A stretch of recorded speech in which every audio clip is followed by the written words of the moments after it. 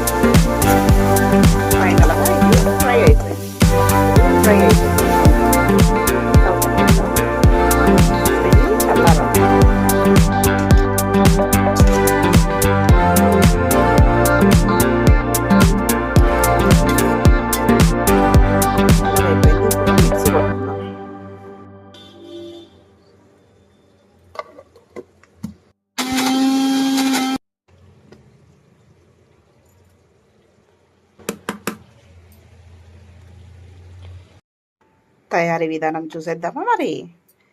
ముందుగా ఆయిల్ వేసుకుందాం. ఆనియన్ వేసుకుందాం. ఆయిల్ వేడెక్కింది. ఆనియన్ వేసుకొని కరివేపాకు అది వచ్చే వరకు ఉండేద్దాం. కస్తూరి మేతి వేసుకున్నాం అనుకో చాలా బాగుంటుంది. అసలు ఫ్లేవర్ అంతా ఇప్పుడే వచ్చేసేలాగా ఉంటుంది.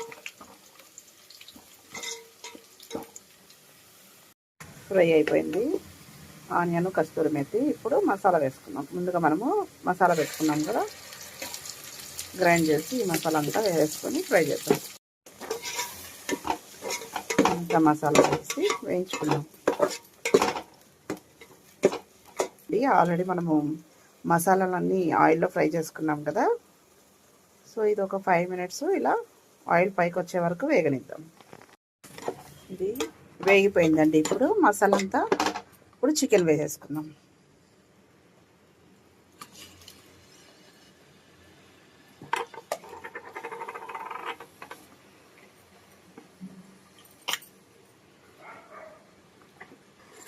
ఇది బాగా మిక్స్ చేసుకుందాం.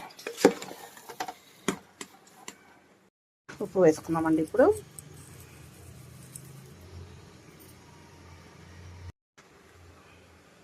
ఉప్పు వేసుకొని కలిపేసుకున్నాం కదా, ఇప్పుడు దీన్ని ఒక 10 నిమిషాలు సిమ్లో మూత పెట్టి ఉడికించుకుందాం.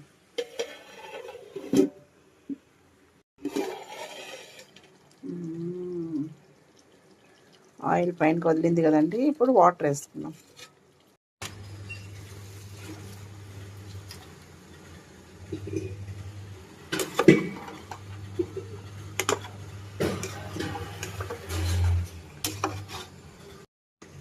ఈ విధంగా ఉంటే సరిపోద్దండి. ఉడికేసరికి చిక్కదనము వాటికి అదే వచ్చేస్తుంది. ఇప్పుడు మూత వేసుకొని కాసేపు హై ఫ్లేమ్లో పెట్టుకుందామండి. ఇప్పుడు చూసేద్దామా చికెన్ రెడీ అయిందో లేదో. వేడి వేడి గుమగుమలాడే చికెన్ ఇప్పుడు టేస్ట్ చేసిన సమయం వచ్చేసిందో.